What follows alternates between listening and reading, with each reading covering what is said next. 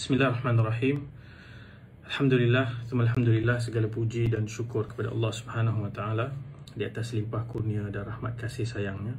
Allah berikan kita kesempatan, kesihatan yang baik, kelapangan waktu dan juga taufik dan hidayah. Nama Allah yang pertama kita kongsikan dulu, Al-Hadi, yang memberikan petunjuk, yang melorongkan hamba-hambanya kepada Ar-Rashid, kepada petunjuk, sehingga Allah mudahkan, memberikan kita taufik dan mencampakkan rasa minat untuk kita mendalami dan mengenali Allah Subhanahu Wa Taala dengan lebih dekat, dengan lebih mendalam setakat kemampuan dan keupayaan kita yang terbatas ini, insya-Allah. Jadi hari ini kalau kita lihat, kita nak bercerita tentang salah satu nama Allah yang sangat agung, sangat penting, muncul dalam Quran dan khususnya dalam surah yang pertama, Al-Fatihah. Setakat ini hanya nama Allah Al-Hadi yang tidak ada dalam surah Al-Fatihah. Lain daripada itu kita bincang semua nama itu ada dalam surah Al-Fatihah. Cuma Allah itu sendiri kita simpan dulu, di hujung nanti kita akan cerita tentang Allah. So Al-Hadi, Ar-Rabb, kemudian Ar-Rahman, Ar-Rahim, dan sebelum itu Al-Hadi. Dan hari ini kita nak lihat kepada nama Allah Al-Malik. Kalau kita perasan, kita membaca Al-Fatihah, Alhamdulillahi Rabbil Alamin, Ar-Rahmanir Rahim, Maliki Yaumiddin. Okay, so perkataan itu muncul pada ayat yang ketiga, dan itu adalah introduction. Allah memperkenalkan dirinya dalam surah yang pertama sebelum kita beralih ke bahagian kedua dalam surah Al-Fatihah. Dan kalau kita pernah dengar atau pernah baca surah Al-Fatihah ini, setiap kali kita baca, Allah Subhanahu Wa Taala menjawab setiap ayat tersebut. So maksudnya apabila kita salat, kita membaca surah Al-Fatihah, setiap kali itu berlaku komunikasi dua hala. Apabila kita membaca, Allah menjawab. Okay? Mungkin satu masa nanti kita boleh pergi lebih detail kepada apakah dialog yang berlaku apabila kita membaca Al-Fatihah. Mungkin dalam sesi yang lain yang lebih tertumpu kepada surah Al-Fatihah kita akan lihat. Cuma hari ini kita nak melihat kepada surah kepada nama Allah Al-Malik dan juga Al-Malik. Okay? Kita sebutkan dulu apa maknanya. Al-Malik, apabila kita baca Maliki Yaumiddin, dengan mim tu ada alif, mim tu dibaca panjang ke atas, Malik, dia membawa erti memiliki, ownership. Okay? Allah Subhanahu Wa Taala memiliki. Nanti kita akan ulas dan kita akan lihat apa maksudnya yang seiring sejalan dengan Al-Malik, iaitu raja. Okay? Al-Malik itu adalah maksudnya raja, dan dalam konteks ini Allah Subhanahu Wa Taala adalah Al-Malik, Al-Malikul Mulk. Allah adalah raja segala raja.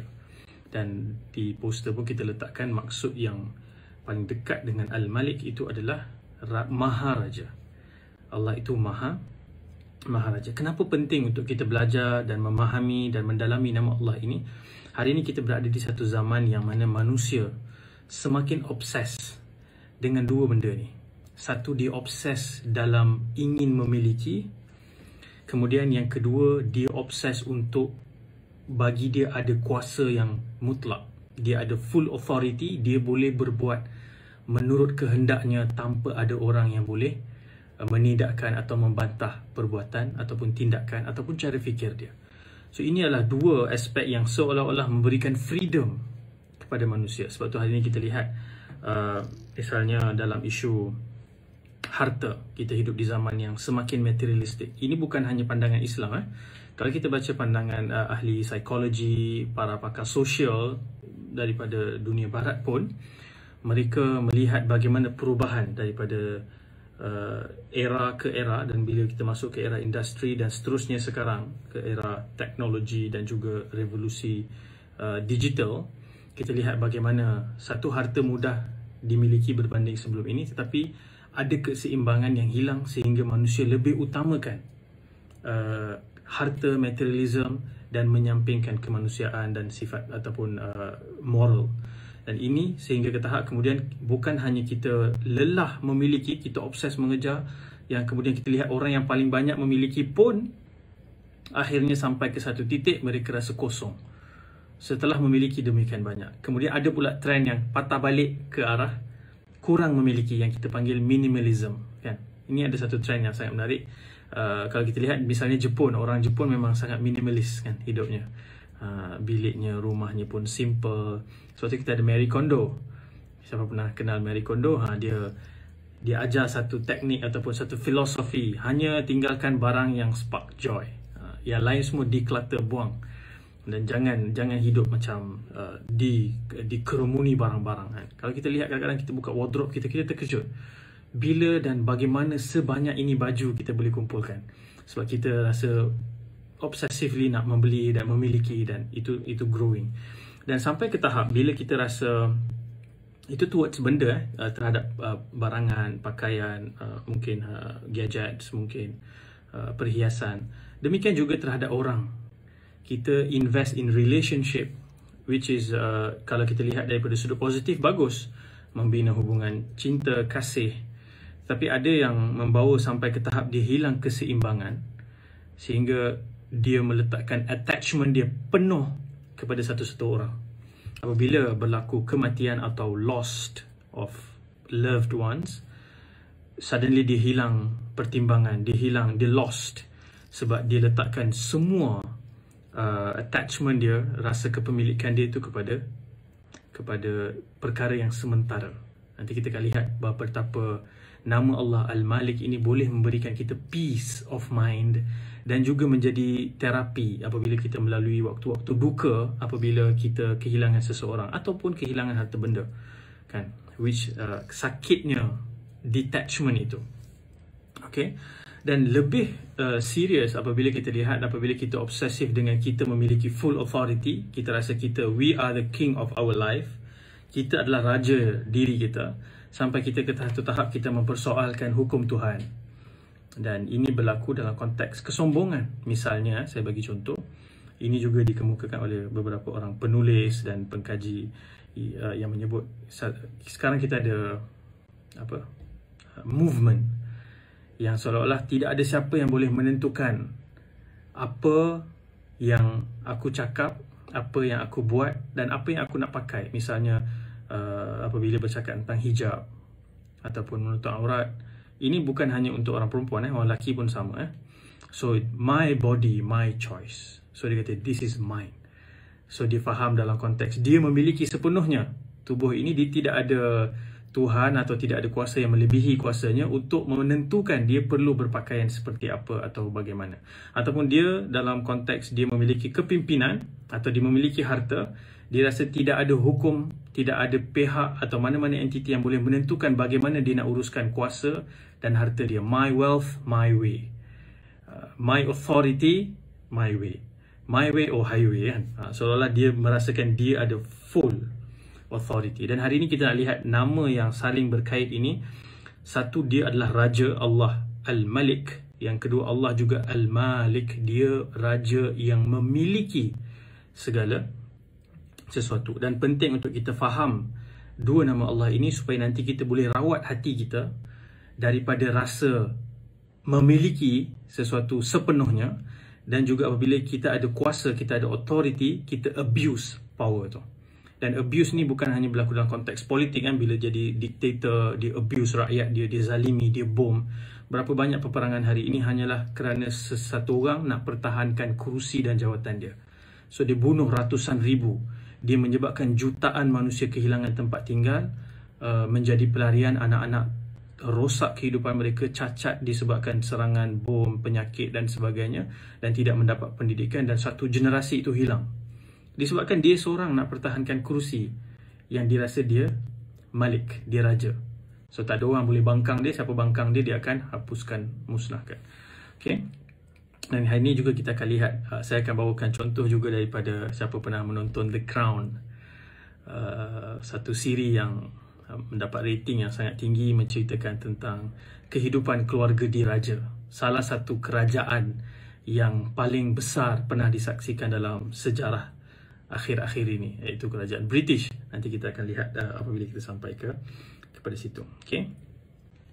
Kita nak bezakan apabila Allah Subhanahu Wa Taala Al-Malik, Maliki Yaumiddin, Allah memiliki hari pembalasan. Pada hari itu tidak ada siapa pun yang boleh membangkang Allah Subhanahu Wa Taala. Tidak ada pembangkang, tidak ada siapa pun ada kuasa atau keupayaan untuk menjawab ataupun mempersoalkan Allah Subhanahu Wa Taala.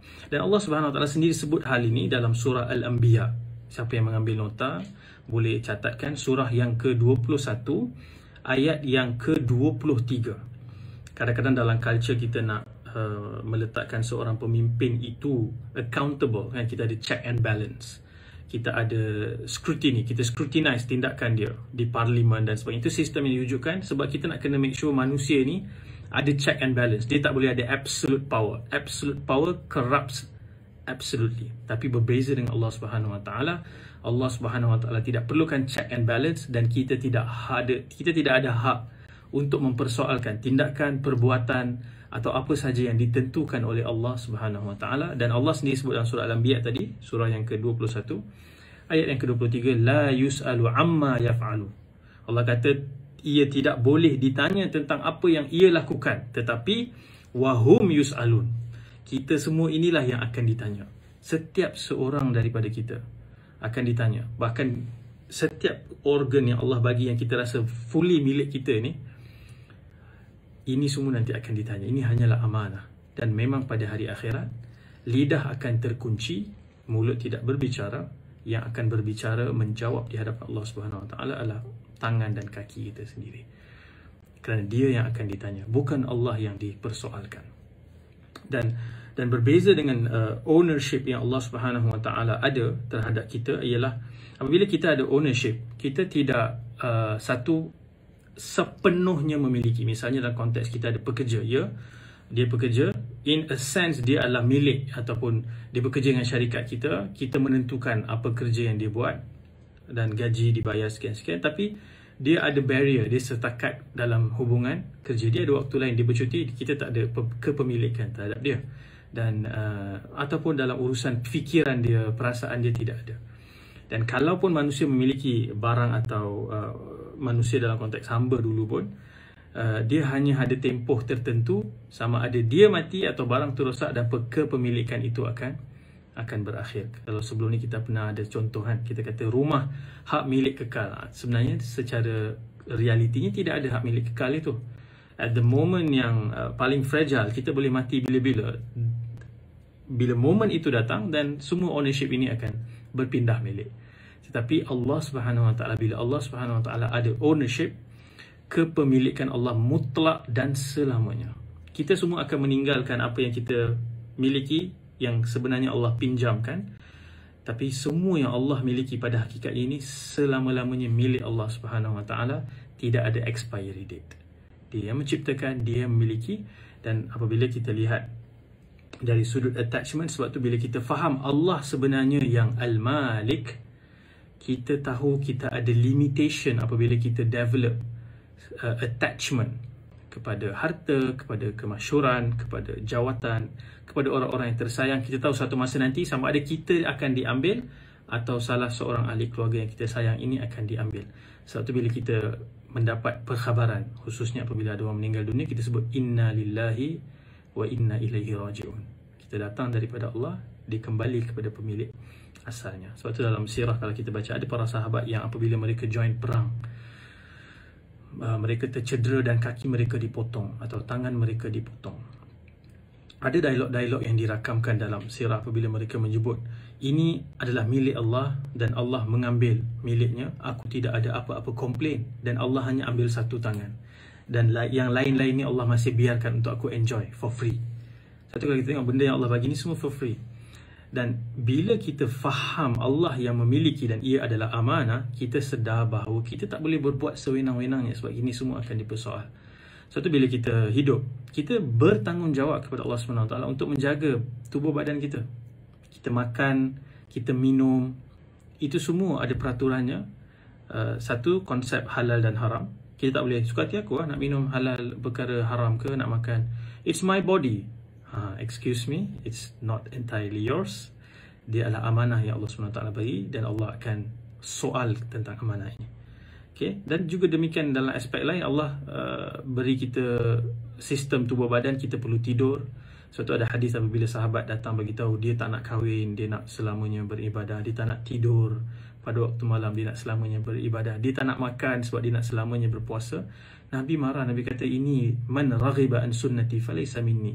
Siapa yang melawan atau melanggar sunnah aku, ini bukan daripada aku. Dan Nabi sebut Badan kita ada hak dan kita perlu tunaikan hak badan kita, sebab dia bukan hanya badan kita tapi itu jugalah amanah daripada Allah Subhanahu Wa Taala. Okey. Dan apabila kita bercakap tentang kepemilikan, itu konsep yang paling penting. Dan kalau sahabat-sahabat ni pernah dengar nasyid zaman dulu-dulu ni, zaman 90-an, dia ada satu nasyid. Kalau lepas ni nak search dekat Spotify ke YouTube, ada tajuk dia mana milik kita. Ni Ustaz Asri yang dah meninggal rahimahullah, yang sangat terkenal suaranya sampai hari ini pun, hari raya kita masih mendengar takbirnya. Dia ada nasyid tu, dan nasyid tu sangat simple lirik dia, muzik dia sangat ringkas, sangat melodious, yang tak adalah banyak sangat instrumen tapi menusuk ke dalam hati, dan dia mengulang lirik tersebut dengan membawa kita merenung mana milik kita. Sebenarnya tak ada yang milik kita, semuanya milik Allah Subhanahu Wa Taala. Okay. Yang kedua, kita nak pergi kepada the kingship, Al-Malik. Sahabat-sahabat yang pernah pergi travel atau ada kesempatan pergi umrah, pergi Masjidil Haram, tak janggal lah kita jumpa perkataan Malik ni. Sebab di sana pintu-pintunya dinamakan sempena nama-nama raja. Kalau kita tengok that clock tower yang besar tu, Zamzam Tower tu, dia pun ditulis diwakafkan oleh Malik Abdul Aziz dan sebagainya. So kita tahu, oh, Malik ni maksud dia apa? Raja. Tetapi Allah Subhanahu Wa Taala adalah raja segala raja. Sebab tu bila surah Al-Mulk, Mulk tu kingdom, Tabarakalladzi biyadihi al-mulk wa huwa ala kulli syai'in qadir. Bila orang Quraisy mendengar ayat itu, dia orang tersentak. Dia kata, siapakah raja yang kerajaannya itu memiliki semua kerajaan? Dia adalah raja kepada seluruh raja-raja yang ada. Itulah Allah Subhanahu Wa Taala. Dan bila kita sedang bercerita tentang raja, Syekh Quraisy Shihab dalam buku yang berkenaan dengan Asmaul Husna, dia memberikan satu definisi raja yang saya fikir sesuai untuk kita gunakan dalam bentuk kefahaman. Dia menyebut raja ni dia menguasai, dia memberikan perintah dan larangan, dia ada authority untuk menentukan undang-undang. Yang tadi dia menguasai, dia ada absolute power, dan dia juga memberikan anugerah dan dia juga mencabut anugerah. Itu simply raja. Okay? Dan kerajaan, sebenarnya kalau kita lihat perkataan kerajaan itu, di tengahnya itu raja lah. Kerajaan tu adalah government, ataupun raja itu form a kind of authority untuk govern his people, mentadbir rakyatnya. Dan di situ kalau kita lihat, dalam maksud Al-Malik itu terkandung bahawa di dalamnya adalah wujudnya tempat orang pergi untuk mendapatkan segala keperluan dan mengadukan segala persoalan-persoalan yang besar. Kan selalunya kita pergi bila ada kesusahan, kita pergi cari raja, kan? Kita minta raja kerana dalam konsep raja itu dia memiliki, dia boleh memberikan anugerah. Dan dalam konsep kita ada persoalan-persoalan besar yang berkaitan dengan ketenteraman, berkaitan dengan keamanan. Kita pergi kepada raja untuk membuat keputusan-keputusan untuk melindungi rakyat. So Allah Subhanahu Wa Taala yang memiliki kerajaan yang mutlak. Allah Subhanahu Wa Taala cerita dalam surah Ali Imran ayat yang ke-26, surah yang ketiga. Siapa yang nak catat boleh. Allah sebut dalam ayat ini, setiap kali kita cerita tentang kerajaan ataupun sifat Allah yang memiliki kuasa dan raja sekadar raja, ayat ini mesti dipetik. Sering kali dipetik.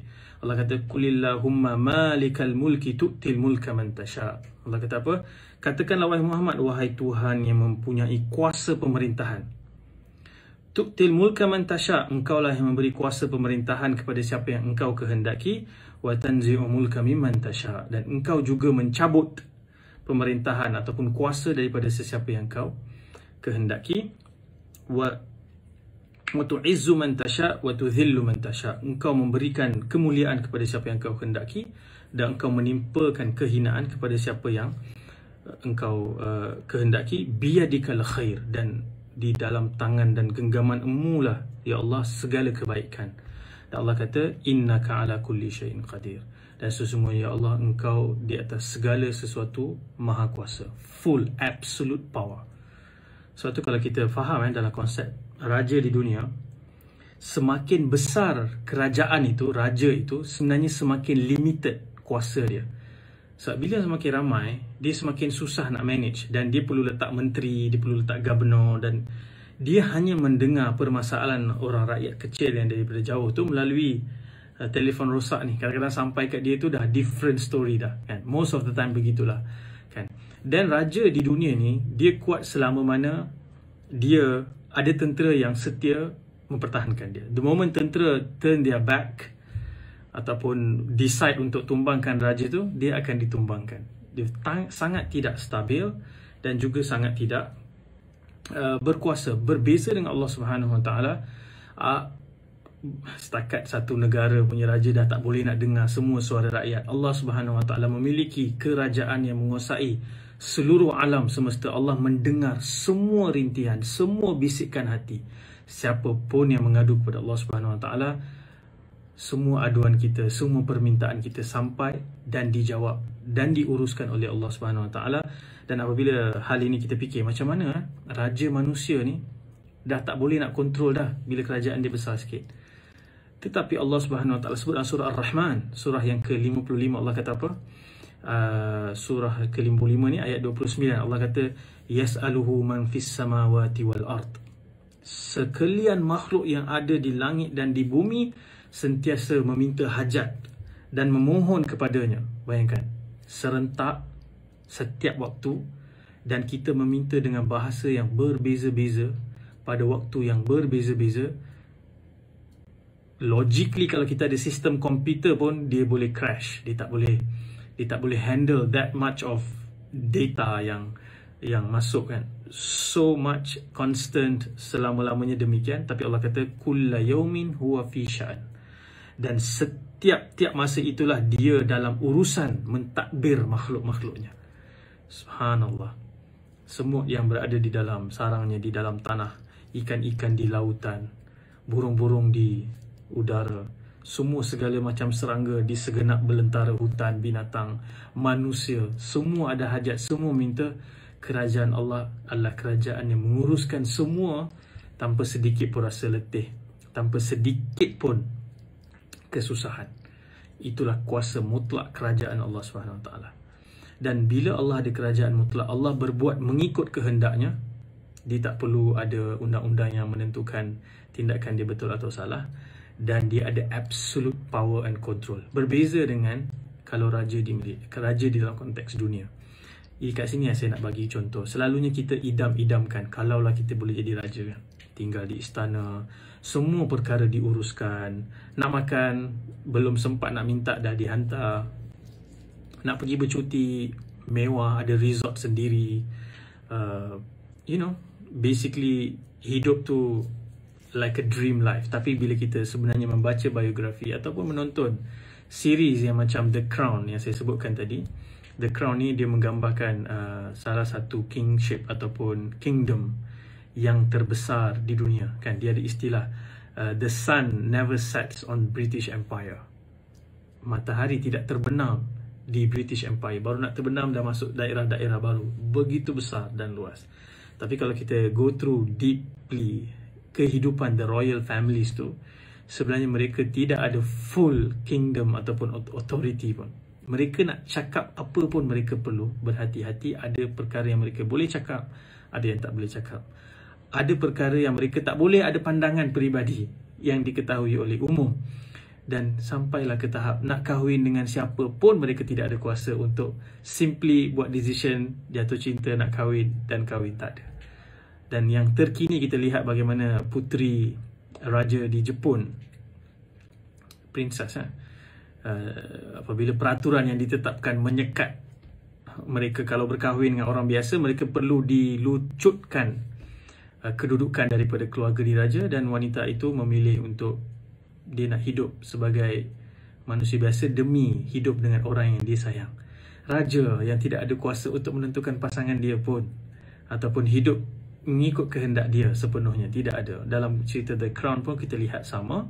Dan yang terkini kalau kita lihat di British misalnya, anak kepada Queen sendiri dah meninggalkan kehidupan royal dan nak ingin hidup seperti orang biasa, dan betapa tertekannya dia hidup dalam royal family begitu. Itu contoh di British lah.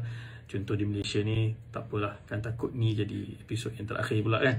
Jadi demikianlah, kita mengimpikan sebenarnya orang-orang yang berada dalam konteks kerajaan dan menjadi raja di dalam konteks manusia, dia sebenarnya dream nak hidup even simpler macam kita. Yang mana sebenarnya dalam buku-buku yang mensyarahkan tentang Asmaul Husna, dan bila mereka bercakap tentang Al-Malik, kerajaan ini, mereka sebut sebenarnya apabila kita faham Allah memiliki segala sesuatu dan kita tahu Allah kerajaan yang paling berkuasa, dia memberikan kita kebebasan. Dia menyebabkan hidup kita jadi ringan sebab kita tahu semua urusan di dalam tangan Allah Subhanahu Wa Taala. Dan kita tahu semua yang kita miliki ini satu masa kita akan tinggalkan atau ia akan tinggalkan kita. Dan we can make peace with that. Sebab itu adalah realiti hidup. Satu, bila kita ditimpa duka cita, tak salah ya menangis, duka cita, kehilangan mungkin pasangan, anak-anak, ibu bapa, saudara mara. Dalam kesedihan itu, salah satu cara untuk kita mendekatkan lagi diri kepada Allah Subhanahu Wa Taala adalah dengan merenung nama Al-Malik dan juga Al-Malik. Bahawa Allah yang memiliki, Allah lah Raja, kepadanya kembali segala sesuatu. Kita juga satu masa akan kembali. So setiap musibah itu kita boleh didik diri kita untuk mendekatkan diri kepada Allah Subhanahu Wa Taala. Semua musibah adalah baik selama mana dia mendekatkan diri kita kepada Allah Subhanahu Wa Taala. Selalu orang tanya, macam nak bezakan musibah dengan bala? Kan ni jawapan yang simple lah. Musibah ni adalah bila kita ditimpa, proses tersebut, proses melalui kesakitan itu sebenarnya membawa kita kembali kepada Allah Subhanahu Wa Taala lebih dekat. Tetapi bala ni adalah bila dikena kat kita hilang kawalan, kita jadi hilang pertimbangan, kita semakin jauh dengan Allah Subhanahu Wa Taala. Kita mempersoalkan, kita mencabar Allah Subhanahu Wa Taala. Dan itu sangat malang lah bagi sesiapa pun yang mengalami keadaan tersebut. Dan salah satu ayat yang memberikan indikasi bahawa ada hadis-hadis yang banyak sebenarnya kita boleh kongsikan. Allah adalah hadis riwayat Muslim, Allah akan lipat bumi ini dan langit dan bertanya, mana mereka raja-raja yang sombong? Mana dia yang rasa dia memiliki segala sesuatu? Allah tanya, mana mereka? Hari ini aku yang paling berkuasa. Allah declare the full authority, kingship and ownership Allah Subhanahu Wa Taala pada hari kiamat. Dan dalam ayat surah Ghafir, surah Ghafir ni surah yang ke-40, ayat yang ke-16, Allah kata, limanil mulkul yaum. Allah kata, milik siapa? Kan? Siapakah kerajaan pada hari ini, pada hari kiamat? Lillahil wahidil qahar. Allah sendiri menjawab. Dialah milik Allah Subhanahu Wa Taala yang Maha Esa, yang kuasanya mengatasi segala sesuatu. Dia ada hadis, satu lagi hadis yang bila Allah akan matikan semua hidupan, tinggal yang terakhir Jibril alaihissalam. Dan Allah akan tanya, wahai Jibril, siapa lagi yang hidup? Jibril akan sebut, tidak ada lagi, tinggal dia. Jibril juga akan dimatikan oleh Allah Subhanahu Wa Taala. Dan Allah akan declare, limanil mulkal yawm. Bagi siapa milik kerajaan?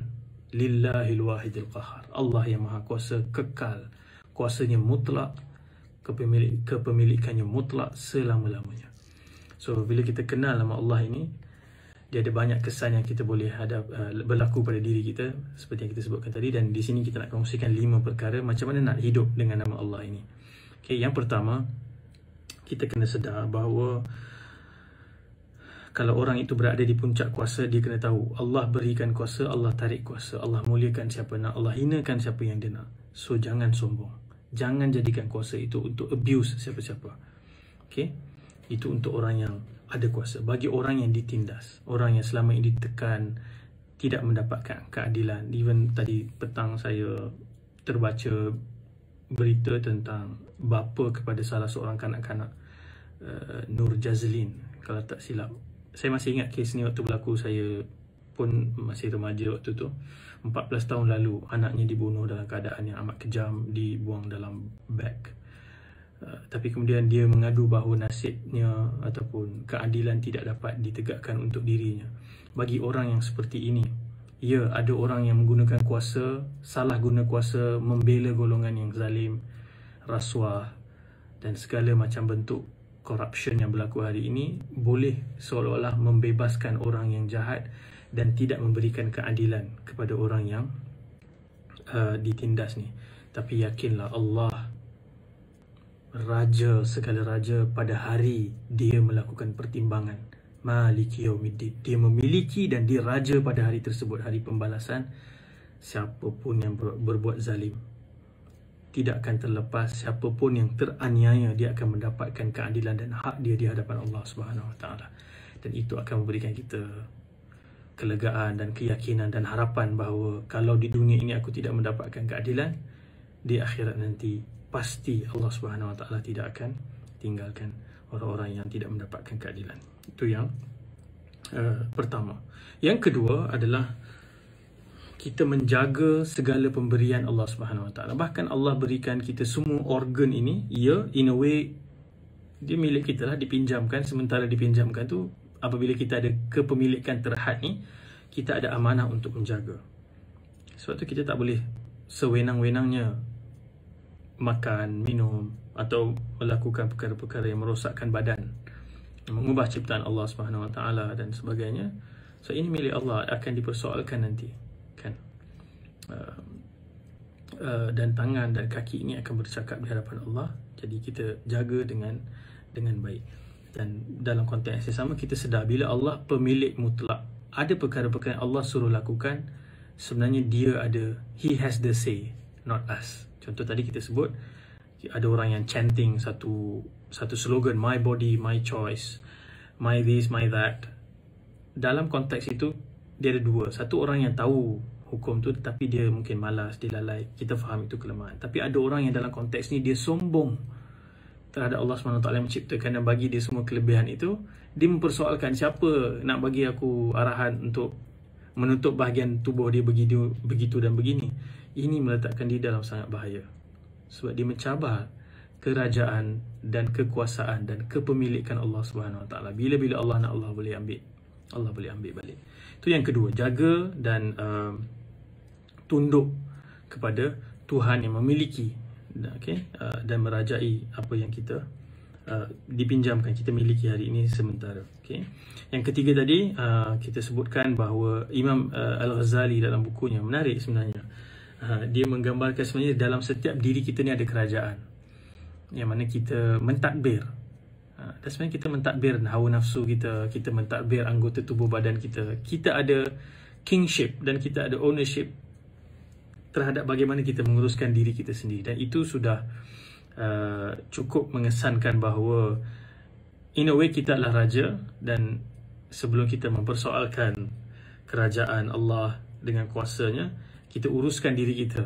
Ini adalah amanah yang kita perlu bertanggungjawab dengannya. Yang keempat tadi, yang kita ulang, semula kita sebut tadi dah, sementara kita cerita tentang nama Allah tadi, ialah apabila kita kehilangan, kita bersabar dan kita pujuk diri kita dengan cara kita merenung nama Allah yang membawa erti dialah Raja, segala Raja, dan dia juga adalah yang maha memiliki. Dia memiliki semua yang kita sangka milik kita ini, dan dengan itu kita akan lebih mudah untuk make peace dengan takdir. Kan kadang-kadang bukan senang.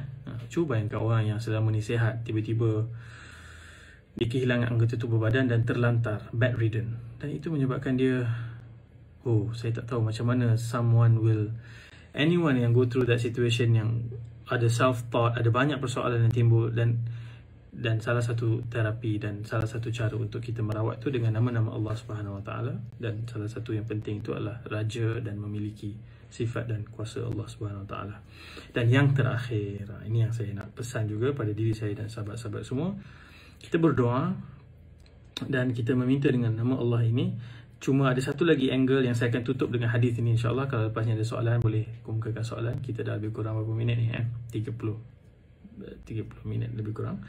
Ada satu hadis riwayat Imam Muslim, dan cukup untuk kita renung hadis ni malam ni sebelum tidur, dan bayangkan betapa hebatnya kuasa Allah yang tidak akan berkurang, tidak akan bertambah, tidak langsung dipengaruhi oleh apa kita buat, apa kita lakukan.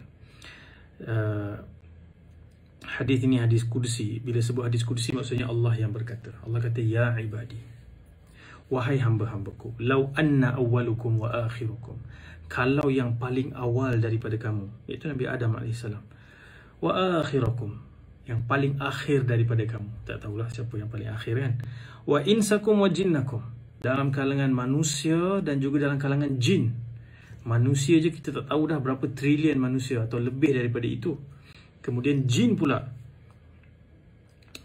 kanu ala atqa qalbi rajulin wahidin minkum, mereka itu bertakwa seperti orang yang paling bertakwa di antara kalian. Maksudnya seluruh manusia dan jin daripada yang pertama hingga terakhir bertakwa kepada Allah Subhanahu Wa Taala.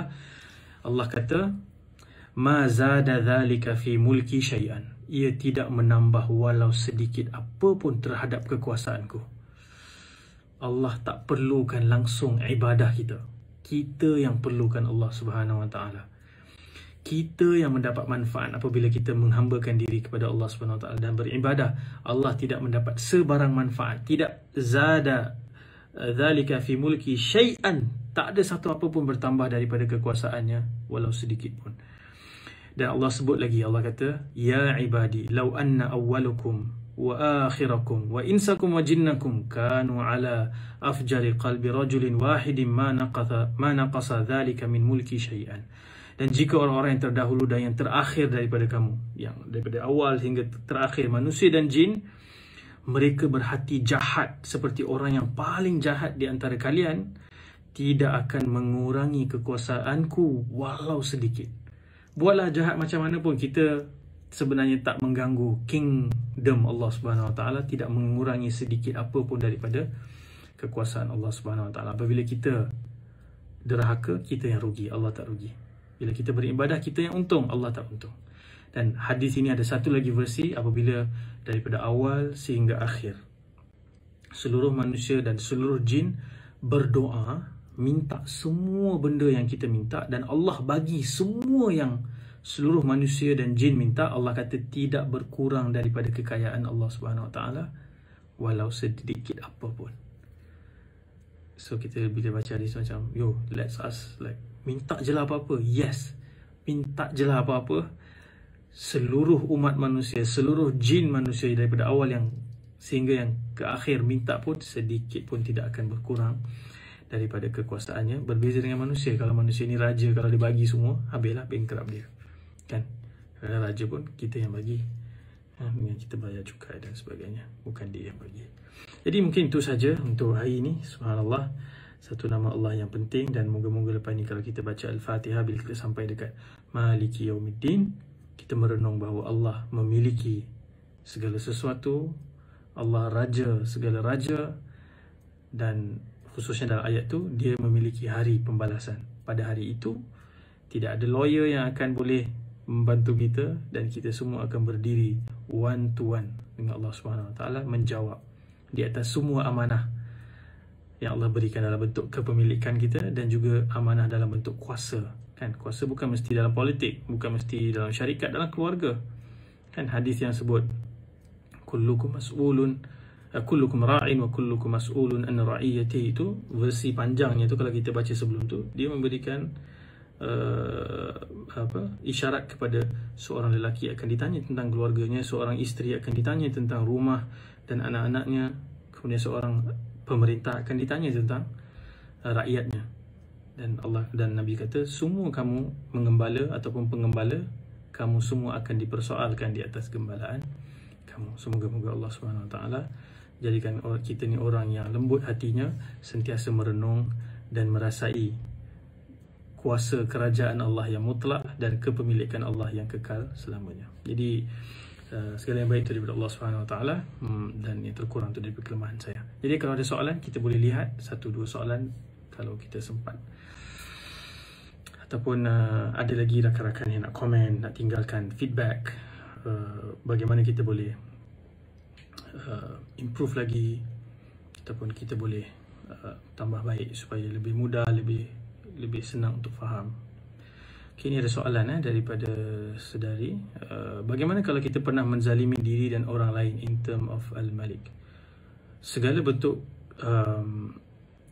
pelanggaran hukum, ataupun kita melanggar hak, ataupun kita menzalimi diri kita, selama mana kita ada nyawa dan ianya belum sampai ke kerongkong, maksudnya belum sampai nak hatta yugharghir, kata hadis Nabi SAW, waktu nyawa nak keluar dekat kerongkong ni, selama itu pintu taubat terbuka.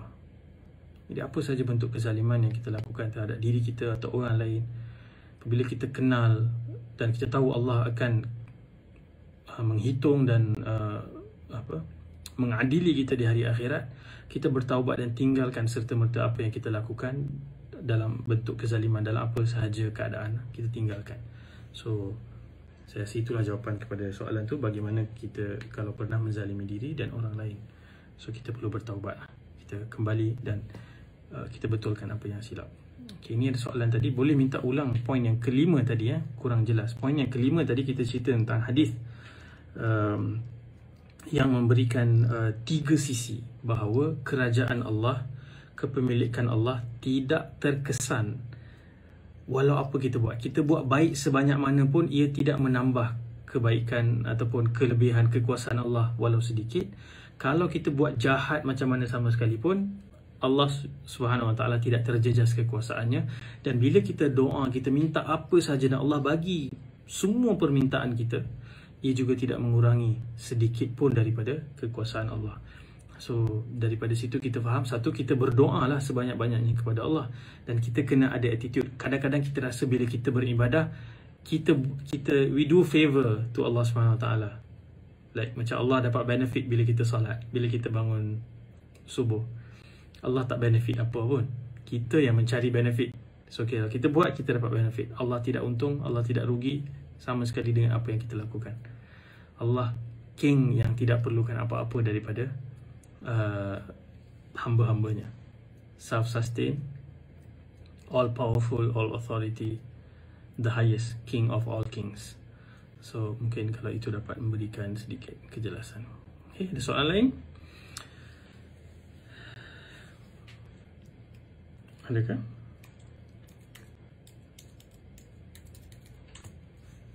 Dah 40 minit. Okay, mungkin saya kira kawan-kawan pun faham, dan live ni kita save, ya kita save. Semua live yang kita buat setakat ni semua kita save, Alhamdulillah. Boleh tengok dekat IGTV di Hijrah Ad. Okay. Alright, saya rasa itu saja. Semoga Allah SWT tambahkan keimanan, keyakinan, kefahaman dan juga penghayatan dalam diri kita semua. Dan setakat ni kita dah cover 5 nama Allah SWT. Al-Hadi, Ar-Rabb, Ar-Rahman, Ar-Rahim. Dan hari ini kita bercerita tentang Al-Malik dan juga Al-Malik. Okay, cukup kan? Betul kan? Al-Hadi, Ar-Rashid. Okay. So sama-sama kita amalkan apa yang kita pelajari, dan kalau ada rakan-rakan nanti ada ke lapangan, macam saya sebutkan di awal tadi, boleh kirimkan feedback, komen, ataupun nak share nota, dan kita kalau boleh nak engage, dan kita nak juga improve. Setiap kali kita nak improve, sampai sama-sama kita usahakan. Ini bukan hanya effort on my side, tapi sama-sama kita lakukan supaya kita dapat sediakan satu resources content untuk anak-anak muda, ataupun orang tak muda pun tak apalah kan, untuk semua, untuk kita boleh rujuk dan kita boleh belajar daripada masa ke masa, insyaAllah. Jadi terima kasih banyak, jumpa lagi insyaAllah. Selamat berhujung minggu, walaupun esok Jumaat. Kita sama-sama amalkan sunnah-sunnah hari Jumaat, baca surah Al-Kahf, dan selawat banyak kepada Nabi SAW. Wa sallallahu ala nabiyina Muhammad wa ala alihi wa sahbihi wasallam. Alhamdulillahirabbil alamin. Assalamualaikum warahmatullahi wabarakatuh. Jumpa lagi.